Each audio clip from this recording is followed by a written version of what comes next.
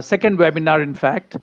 Uh, this time is a very exciting subject, which is about storytelling. And we have one of our very eminent trainer from Kolkata, from India, uh, whose name is Partha Chakraborty.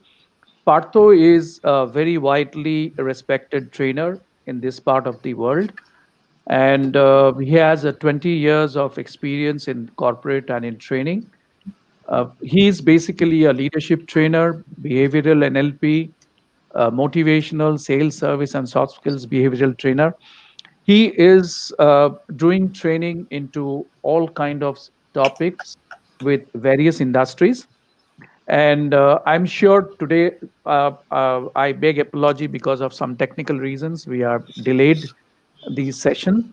So I would not like to really say more about the program, but let me hand over the mic straight away to Partho Chakraborty, who is going to tell you about the subject, the art of storytelling. Partho, stage is yours. Thank you very much, Mr. Dutta, and good evening, friends. As Dr. Dutta mentioned that, yes, there were a little bit of, difficulties and technical issues, but yes, we have now glued together. So let's start talking about stories. Now, while we are, talking about storytelling, and I'm going to talk about how this is used in day-to-day life, and also in businesses and in different stages of life. Uh, so, if I have to say that, okay, what are the things that we are looking at while we are trying to talk about those things, then you can see that it's also said the power of storytellings and why stories matters. Now, before I get deep into this, let me walk you through some basic components of storytelling, and what does actually storytelling mean. Now you can see these pictures are very familiar to us, because all of us have been brought up listening to stories from our grandparents, from our elder brothers or siblings, and we had also heard a lot of stories about maharajas and maharanis, and dynasty kingdoms and all those things. Now, if I have to identify what is storytelling all about, you can see that storytelling is nothing but it is some facts which are wrapped into a context, and it is delivered with some kind of emotion.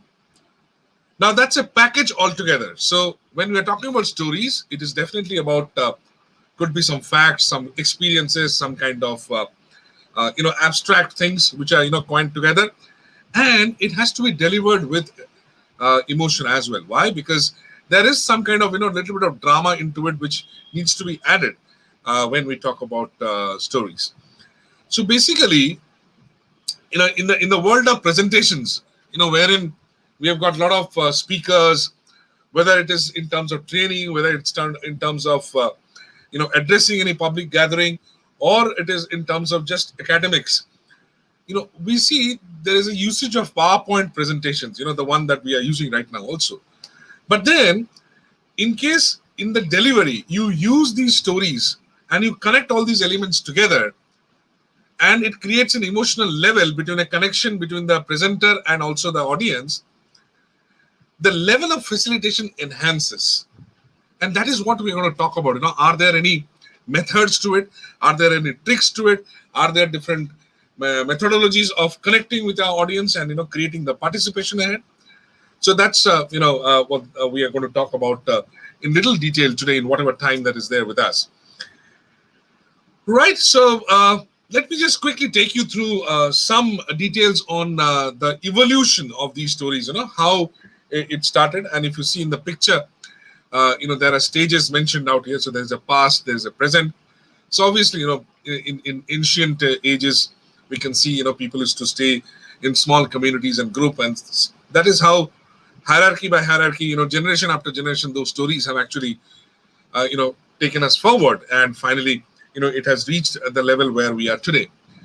Now, in today's circumstances, I can say that storytelling is used in various parameters. If you see, uh, it's definitely used in communication, in building emotions, in sharing a lot of thought processes.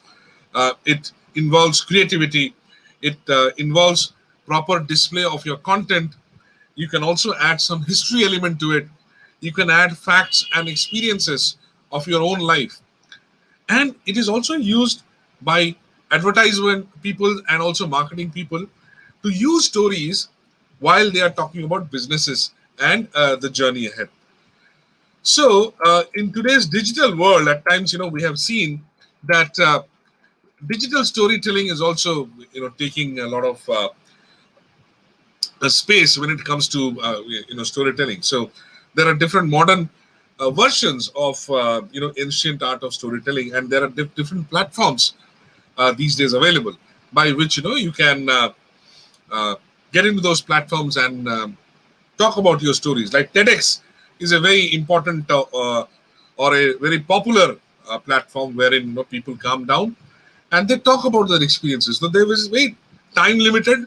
It could be a 15 minutes or a 20 minutes um, speech kind of thing where this person comes in and he narrates about some experience, some story, or some kind of facts about his life. Right. So similarly, there are many other online platforms also which encourages the art of storytelling and the way that the people are want to connect with their audience. But let me tell you, some things have never changed. Although in storytelling there are a lot of things which changed, but some things have actually not changed. Now let me tell you what are these things. And before I get into that, I would invite Mr. Datta, Mr. Madhusudan Datta, and I would request him to kindly read this paragraph. And I'm sure all my audiences are also able to see the paragraph. And I'm going to ask, discuss a little later. Yeah, Mr. Datta, if you can read the paragraph. Yeah, I will try. It doesn't matter in what order the letters in a word are. The only important thing is that the first and last letter be at the right place. The rest can be a total mess, and you can still read it without problem. This is because the human mind does not read every letter by itself, but the word as a whole. I hope I've Super. read it right. It was Thank you very difficult. much. Thank you very much, Mr. Datta. Yeah. But tell me, why was it difficult? Some point of time, the words are being differently settled, differently placed. But Right, though the meaning was, I could make out the meaning, but I think at some point of time the words are being shifted to one from the right place to the other place. So right. that's Absolutely where correct. the Absolutely difficulty was. correct, Mr. Datta. And if you see, all these words out here, the letters have been jumbled. Now, although the letters have been jumbled, you can see, like suppose if I take the third, word, which is matter. Now you see the spelling of the matter is Matter or AR in whichever way that we want to put it. But see, they have kept the first letter and the last letter of every word intact, and they have jumbled the letters which are in between. So every word is like that. If you see the first letter and the last letter, they have kept it unique, kept it as it is, and they have jumbled the letters in between. Now, there is a purpose of doing this exercise, and thank you, Mr. Datta, for helping me get into this exercise. No, it's my pleasure. Thank you very much, sir. Now, what is the takeaway from this? The takeaway is very clear that our brain captures information and stores it in form of images. And since it stores things in form of images, we are able to read and comprehend all those things, the image which is already made inside our brain. So that is the reason every word, although during our academic career, during our kindergarten days, we have always studied A for apple and B for boy, and we have learned all the spellings. But that's not how the brain stores. The brain stores in form of images. And hence, even if you jumble up the letters in between of a word And if you still keep the first letter and the last letter intact, our brain is still able to read it. Why? Because it's matching with the image and not getting into the letters. If brain used to get into the letters, then the brain wouldn't have been able to read it. Right? Now the thing is, why am I giving you this background about brain and anatomy and how brain understands? What's the correlation with stories? Now here is the correlation. The correlation is there are some specific areas of our brain. Now suppose you are actually presenting or talking to an audience with a lot of facts and figures and data. Now you can see in the picture, there are two specific areas of the brain which gets triggered, right? So there's one which has got the language comprehension, and there is another which does the language processing. So anything in facts and figures will activate these two regions of the brain. But interestingly, you can see in the next slide that when you actually share a story, then you impact 7 regions of your brain. So on the diagram, you can see there is this element of touch, then there is this element of movement, then language processing, then sense, sounds, colors, shapes, language comprehension. All these areas of the brain can be triggered with a story. So each region is triggered by a specific sense described in the story. So that means, what are we understanding? In case you want to create an impact with the words and the gestures and the facilitation that you're doing, please try to include stories in your delivery, because that way you are going to trigger 7 different parts of the brain which will create impact in a different manner, and the retention of that particular whatever that you are saying would be higher. So participants will be able to retain more, participants will be able to engage more, participants will be able to get connected with you in a much more better way, because you are triggering 7 different points in the brain rather than only facts and figures, which triggers only 2 parts.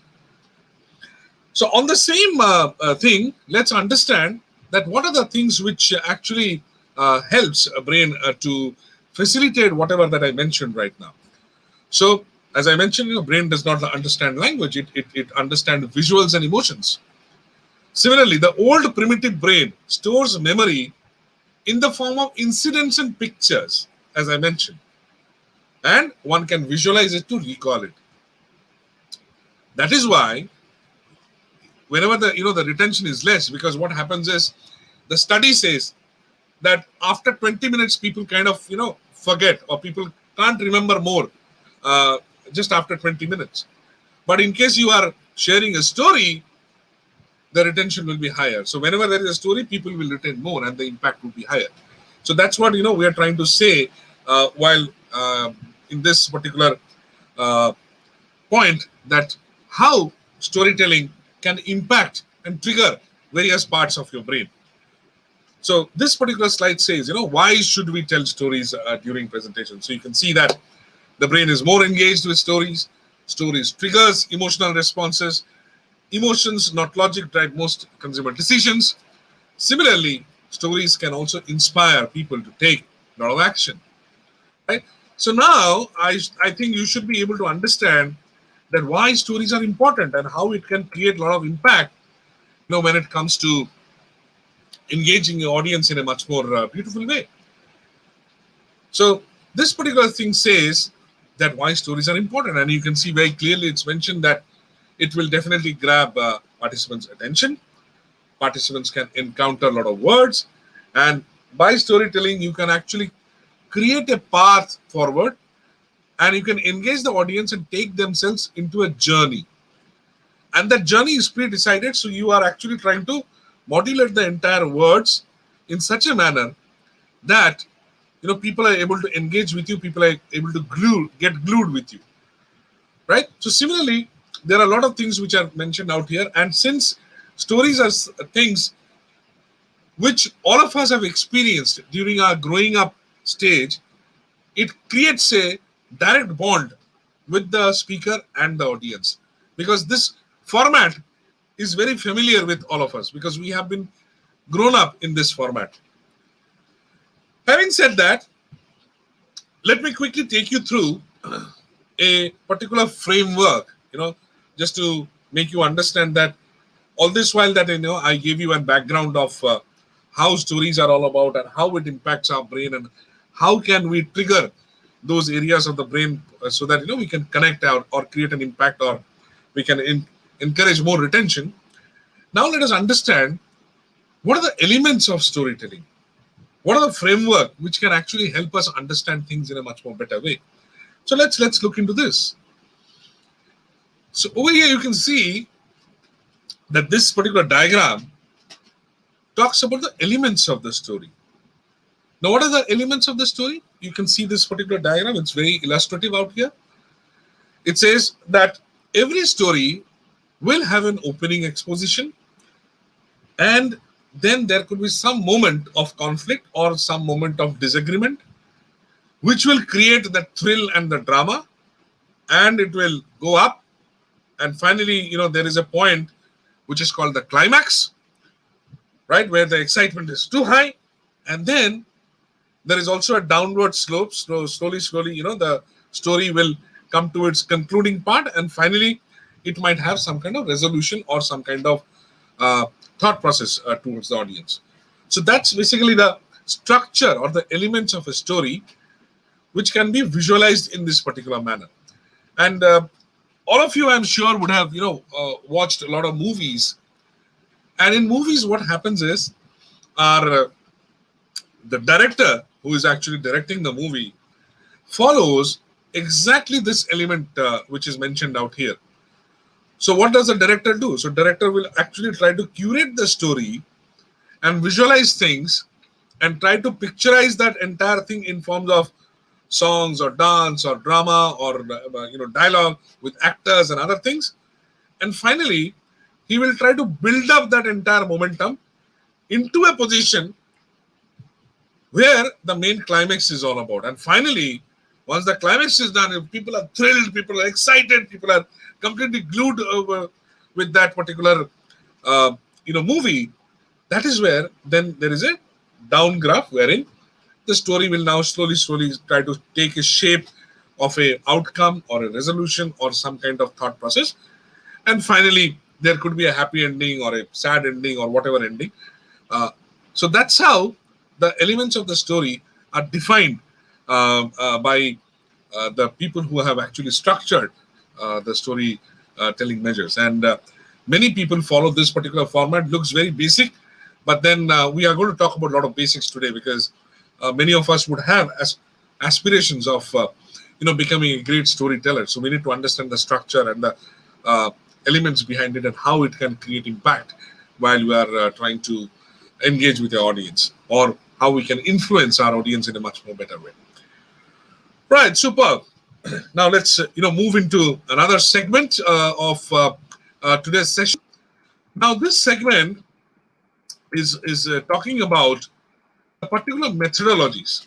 Now that we have understood how brain works and how things are and how we can create and what are the elements and everything, now let us understand in today's scenario how we can innovate different methods of modern storytelling. So that's we're going to discuss a little bit on this, and there are some superb methods by which you can do all these things. Now I'll just take you one by one into this so that we kind of have a little bit of understanding of how these methods and how that is going to contribute to modern day storytelling. Now we'll see that there are, the first one says that it is about immerse your audience into the story. Now while we're saying that immerse your audience into the story, you have to take your audience into a journey, into a format that whenever you are narrating that story, people will take that journey along with you. And more you try to add drama and suspense and thrill into it, people will be able to get glued more into it, and you are building on that thrill so that people will have that inquisitiveness to hear more and listen more from the story. So that's the first element, while we are trying to devise the methodologies of modern day storytelling. Second comes, at times it's required that you personalize a story. So there could be different characters, but then you make yourself one of the characters and try to make the story as if it is your story. Now, once you do that to the audience, you are actually pulling a lot of attention from the audience, because they will feel that you are sharing your own experience. You are not making up things. You are not, sharing anyone else's story. Or at times, we can also personalize the story in such a manner that one of the audience is a part of that story. So you are personalizing that entire thing, and then people can start relating to that particular story. So then what is happening? Ultimately, it is creating a lot of thrill, a lot of excitement, a lot of engagement with your audience while you are talking or expressing your thoughts across. The third one is about creating suspense. And this is my personal favorite, because uh, whenever we talk about stories, whenever we talk about, taking them into a journey, it's always very prudent that you create some kind of suspense moment or some kind of thrilling moments, because that's going to trigger that very part of the brain which I spoke earlier, and people are going to be very inquisitive to know what is going to happen next, and that's going to create that bonding, that's going to create that affinity towards listening more. And as a speaker, you can play around with this suspense so that you can build that participation or cohesiveness, or you can glue your audience to what you are actually trying to say. So that's also another method of uh, creating a story with a little bit of spice and suspense, which will glue your audience in a much more better way. The fourth one says bring characters to life. So at times, you can bring in some kind of stories wherein you can use characters which are day-to-day life characters, kind of a thing. So people will be able to relate to it in a much more better way. So suppose it's a story about a king and a queen and something like that. So rather than talking about the king and the queen, you can actually bring in the characters in today's scenario. So you can bind your audience maybe into it, or you can actually make yourself the king, or maybe someone else the king. So what is happening is you are actually trying to build in all the characters, or maybe some kind of imaginary characters or fictitious characters into life, and you're bringing some kind of uh, cohesiveness between the audience and yourself. So that way what will happen is people will be again very inquisitive to understand, okay, how these characters are impacting their life, or how is this character shaping up, and how things can be progressed further in terms of what is the end result and how things could be. So again, another very good tool where you can bring characters into life. Like I can tell you a great story about this Mickey Mouse, and Donald, Pluto the dog.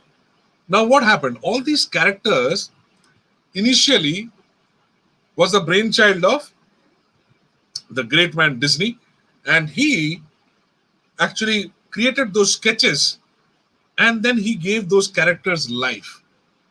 Now, in order to give life to those characters, he got stories. And in that story, he brought all these Mickey Mouse and Minnie Mouse and Pluto and Donald Duck and all those characters into life. And the story became very popular because all these characters and the way that it was, produced and it was presented to audience, right? So another very brilliant tool by which you can create a lot of attention, or you can pull the audience in a much more better way. Next point is about show, don't tell. So at times it is very prudent that you show, or you display a lot of things rather than actually telling. So that way also what happens is, because we know that when it comes to learning, there are different kind of learners. There are auditory learners, or there are kinesthetic learners, like who actually learn from touch and feel. Auditory learners are the people who listen. Who auditor means the ear. The people who are listening. So they are actually trying to learn by listening to you. And there are kinesthetic, as I said, touch and feel. So people, like many children, they will touch and feel, and they'll try to learn that way. There are many visual learners also, like who are actually looking at things, and they are being able to comprehend things in a much more better way. So there, this showing kind of things will help, where you can connect with the audience in a much more better way. I'm going to show some more slides on this part, so it'll be a little more clear when I'm showing about those things, that how showing and telling can be combined together to also create a lot of impact. I'm going to show that a little later once I finish this. All right, let's go to the next point. The next point says build up to a star moment.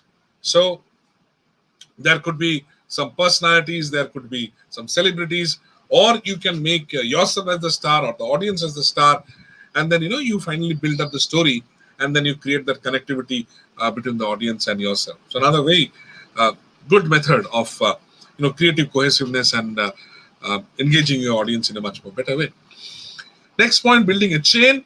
Now this is also an exercise which is done by many storytellers, wherein they will just say, maybe once upon a time there lived a king.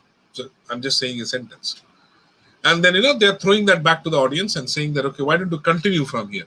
So maybe I will maybe ask someone, maybe Mr. X in the participant, whom I'll say that, okay, once upon a time there lived a king, and I throw that sentence to Mr. X, and I'll ask Mr. X, why don't you build up from there?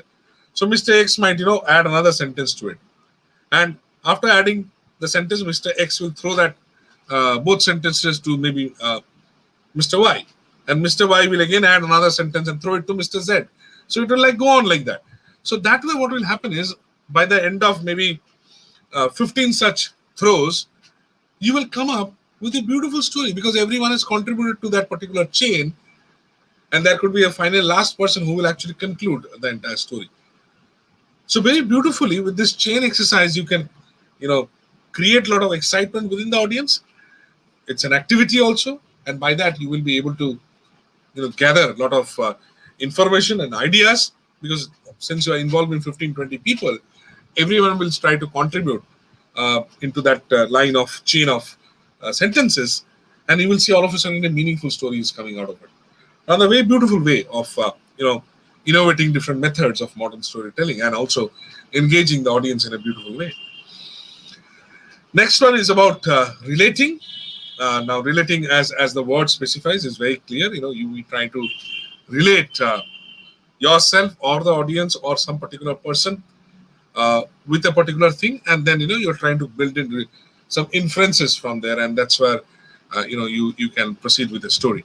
So it could be a political person, or it could be a great celebrity, or it could be your father, your parents, your elder brother, whom you're trying to relate to, and then you're trying to create inferences from there, and finally, you can join all those anecdotes together, and you can build up a entire story from there. The final one, it says that once all these things are done, we should end with a positive takeaway, because every story should have some kind of takeaway. Now, at times it could be negative also, but normally it is advised that we should always try to curate some kind of story which should give a positive response. Like I was talking about movies. Even movies, in directors, they will always try to, from their entire movie or cinema, they will always try to give a message or a takeaway. And normally they try to give positive takeaways because, it's addressed to a mass and a community. So through the making movies, they also, communicate or pass on a message, or there is a positive takeaway from that movie which they want to pass it on to the audience. Again, another beautiful way of methodizing the entire madness and creating different steps towards the modern day storytelling. Right. So those are the very fundamental, basic, 9 different types of modern day storytelling. Now, as I mentioned, I'm going to show a little bit of throw a little bit of light on show, don't tell, and I'm also going to show throw a little light on the first point, which is immerse your audience into a story. Now, for this, what I'm going to do is I'm going to show you some pictures, and I'm also going to narrate few things, with it. So you can see that this picture is about an African boy. Now, apparently, he is also a TEDx speaker. Now, it sounds very weird, isn't it? That just a small boy, how can he be a TEDx speaker? But as I mentioned, TEDx is a platform where all these organizers, they encourage people to come and share their stories, share their facts, share their experiences in a beautiful manner, and it's been curated in that way. So let me say that what this little boy said in this TEDx platform. So this little boy was from a small village which was near the Nairobi National Park in Africa, and he says that most of his people in the village are farmers or people who graze their cattle. So obviously, this chap also grew up this way, and then finally he is also grazing cattle uh, around the Nairobi National Park. Now, the Nairobi National Park is not fenced, so obviously there are times when predators, they come into their village, and they create havoc that way. So many times such predators like lions or many other predators, they follow these cattle, or at times also they pick up small babies or human babies, or anything that is that they can feed on. Now this was a terror, because it was so difficult for these people to sustain their livelihood, because there's always this terror of predators coming in and attacking their cattle or themselves. So there has been a lot of time when all their villagers have been trying to find out what is a way so that we can stop all these things. And very recently, this is what has happened. There was this goat which was gazing around, and the lion comes, and and you can see the picture, how it has killed and eaten away a lot of flesh from this thing. So this actually disturbed a lot of people in their village, and you can see most of the villagers have come out with a lot of handmade tools and weapons in order to fight these predators. But what happens is these are all temporary things, because they might beat the drums, or they might venture into the jungle for a little bit, and then um, try and capture one or two. But that actually doesn't help, because this is an ongoing process. How many can you catch, and how much vigilant can you be? So there would be time when you would be resting, or you would be sleeping, or at times. So then they tried something, and they could actually manage to kill one of the 6 lions which were killed in this Nairobi, and you could see a lot of people seeing that particular episode there. But then this was not the permanent fix, because every time this thing was happening, and predators used to come in, and it used to eat away the cattle, and there's so much of dreadfulness always in the village. Now our little fellow who was actually narrating the story, he thought to himself that there has to be some solution to this, because this cannot go on this way, and it just cannot life cannot be peaceful this way. So there has to be some kind of solution to this. So then there were times when these people used to use a scarecrow to chase away the lions. But later on, lions realized that the scarecrow is not moving, so it's not a human being, and they could understand that there's no harm if there is a scarecrow. So that again failed. So things did not work that way. But then what this chap also discovered one day, that lions were scared of fire. But then what used to happen is they used to put torches at different places. That actually stopped the lions for a few days.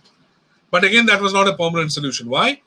Because the lions could understand that just like a scarecrow, this fire or the torch also doesn't move.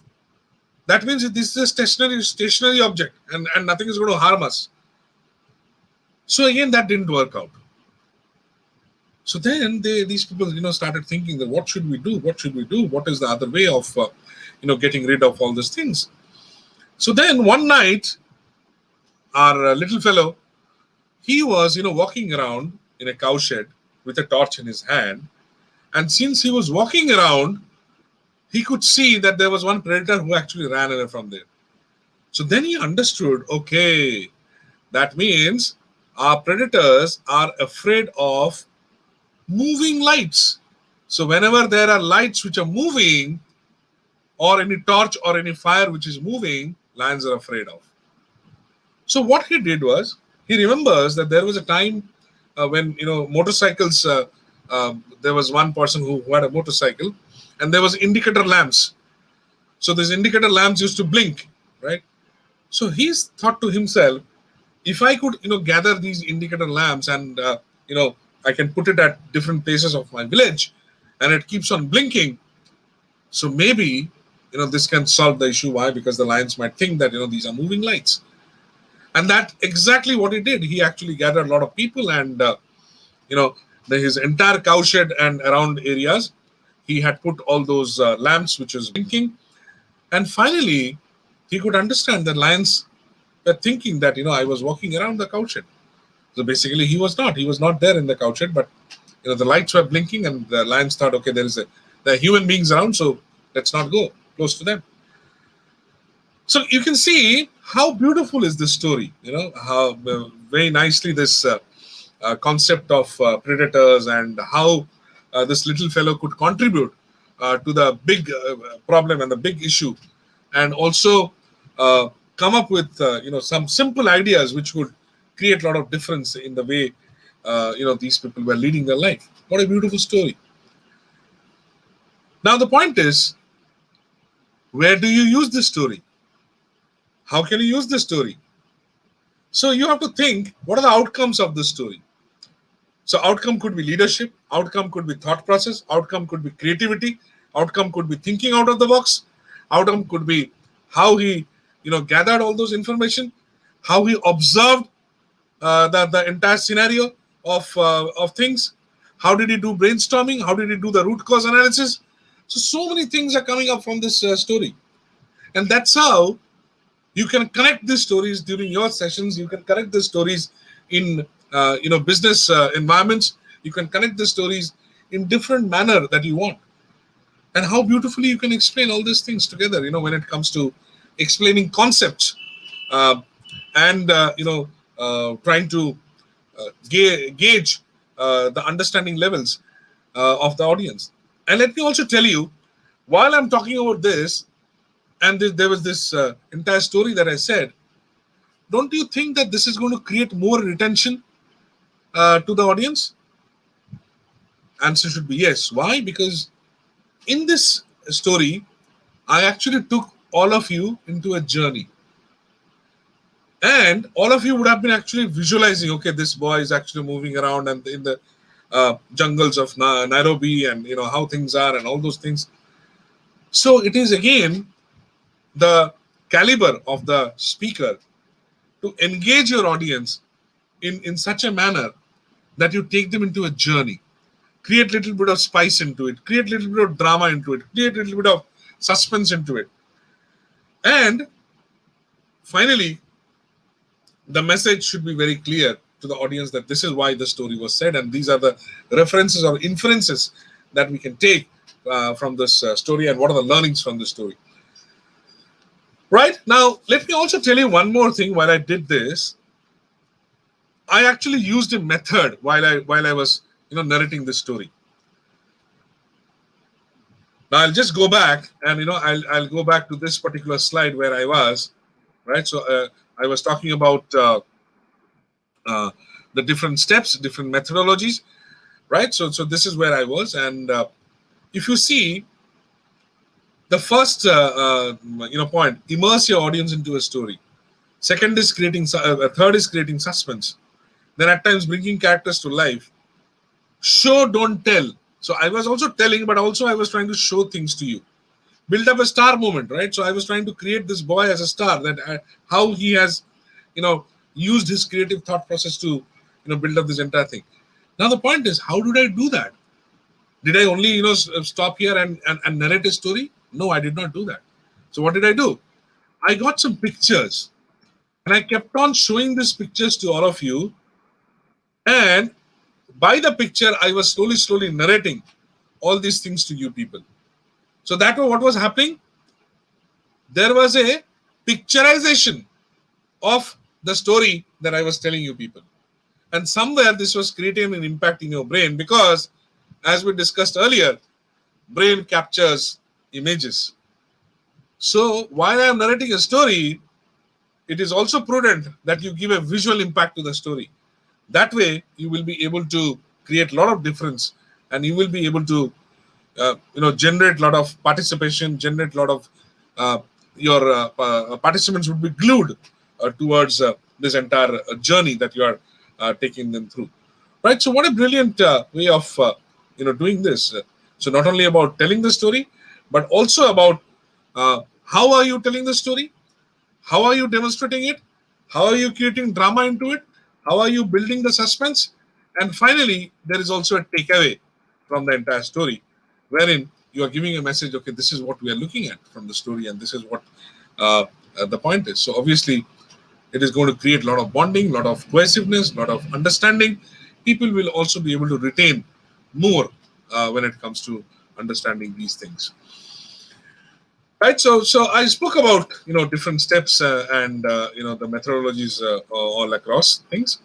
I'm now quickly going to also tell you there are some 8 classic storytelling techniques, and I'm going to just touch a little bit of it because of the paucity of time, just for you to understand that how storytelling techniques can also be used in engaging your audience and engaging participations. And there are beautiful 8 classic storytelling techniques. And what are these? So I'll just quickly run through them. So one is called a monomyth. Second is called the mountain, the nested loops, sparklings, media res, then conversing ideas.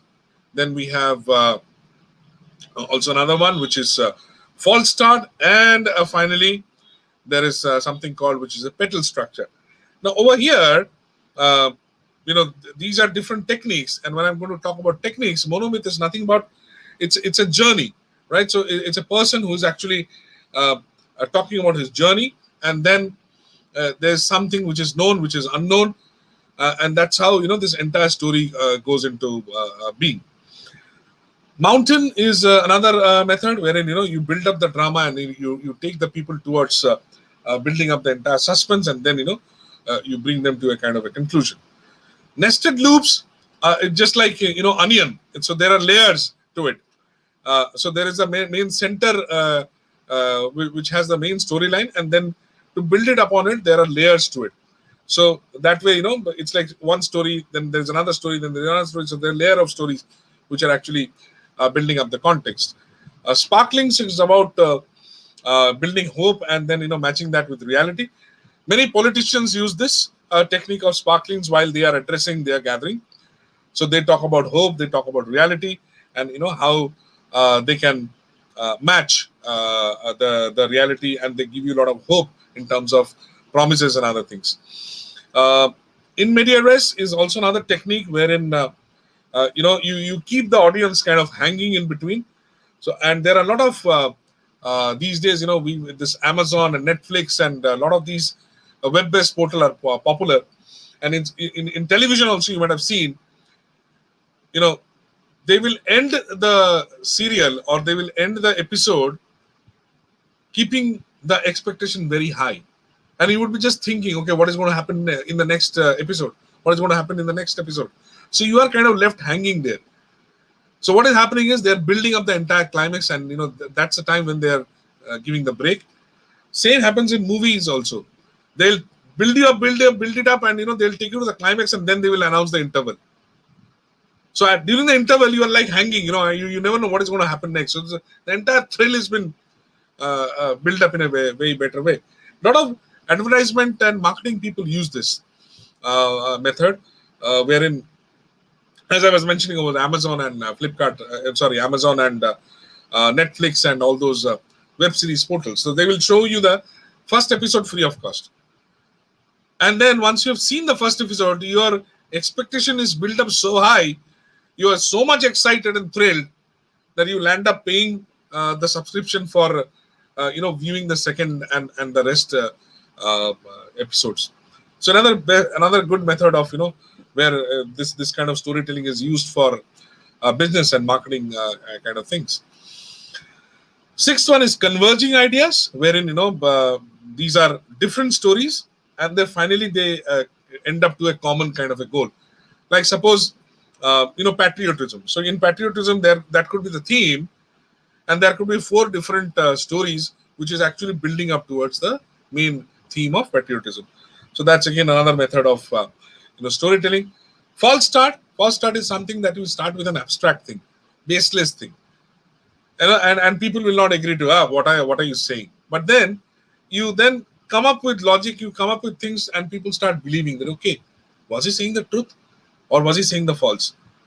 So you're kind of leaving the audience in a kind of a dilemma, and that dilemma itself will create a lot of suspense and thrill, right? And then you finally flash it up. So that's also another method of storytelling.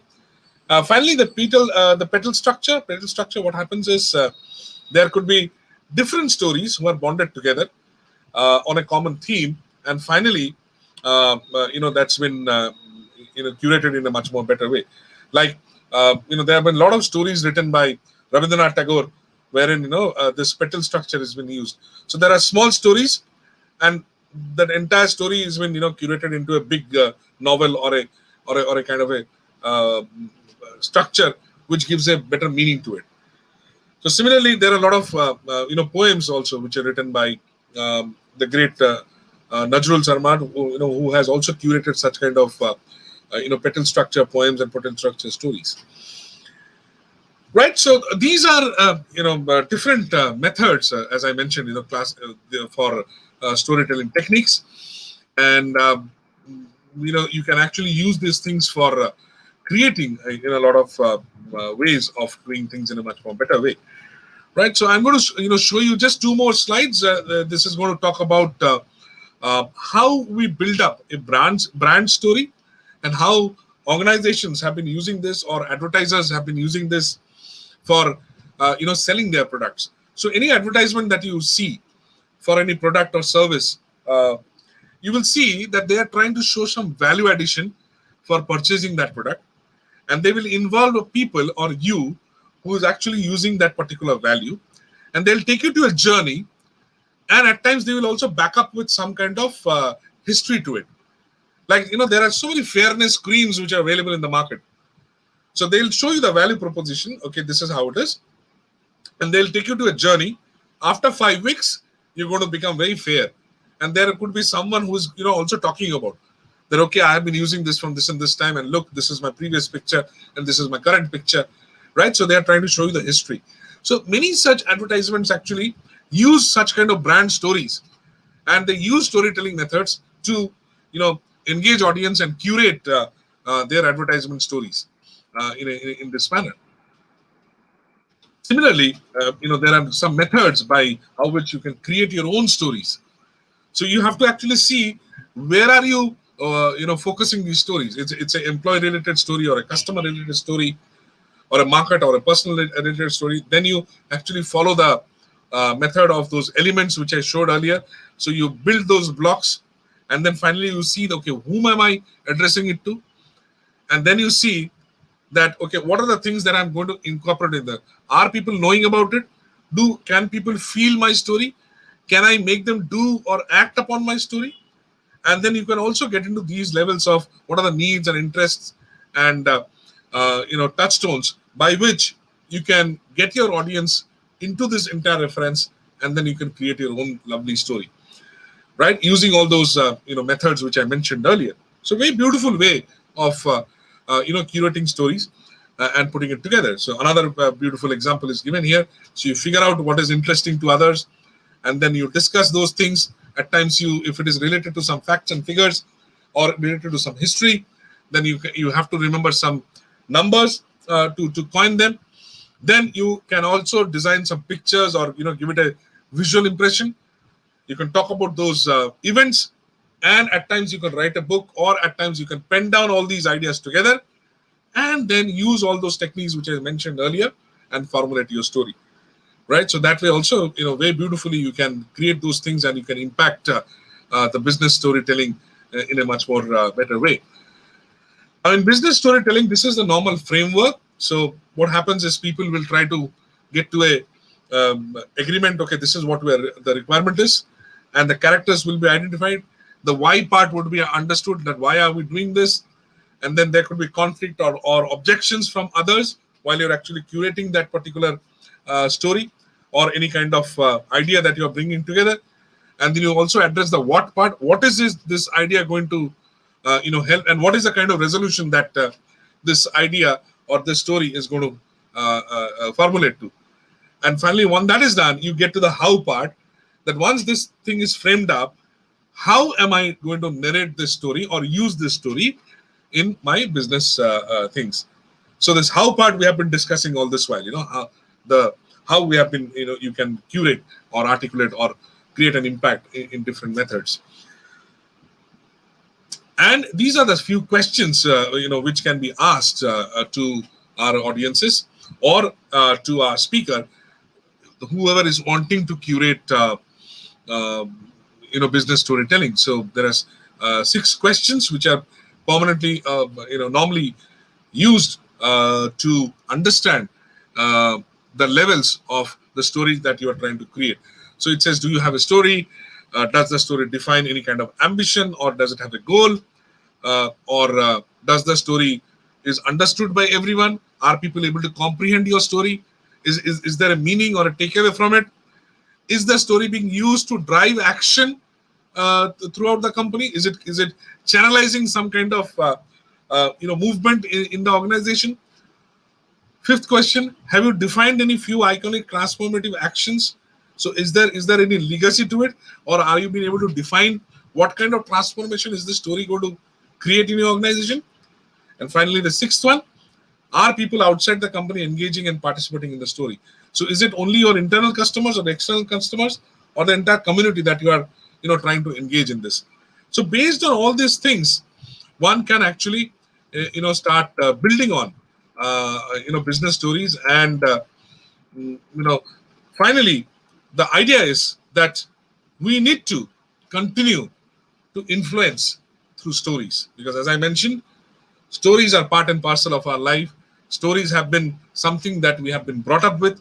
Stories are something which has been engraved into us, and our brain, as I mentioned, always understands images, and that's how you can connect your audience with all these tools and techniques that I mentioned, and you should be able to impress or influence your audience in a much more fruitful way.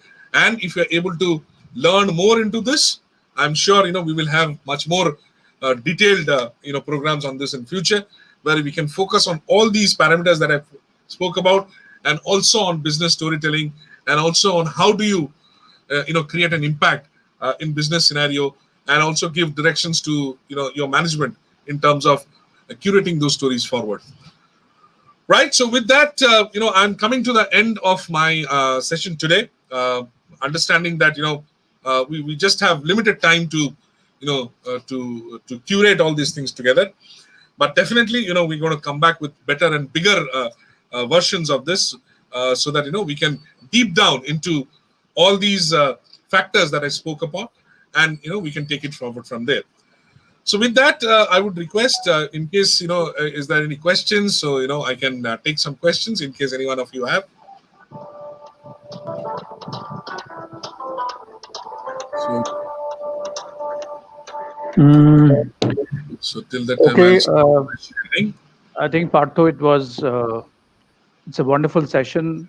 Quite, I've been going in depth about the storytelling. A lot of learning which has taken place. A lot of eye opener as far as we corporate people or people from any walk of life, if they really want to establish, because the storytelling methodology is it's very very old, but it's very newly implemented, because no one is going to be more theoretical. I mean, will concentrate more on the theoretical part, but they want to hear some story which connects to their story, and that is, I think, where the real emotional connect happens. True, So true, it's true. wonderful. It's a wonderful session. I would just like to know if anyone has any questions, and if anyone has any clarifications, any thoughts, or anything of that sort. When Partha is here, if you can really ask. Rana, is there any question which has come in? Rana, কিছু question এসছে?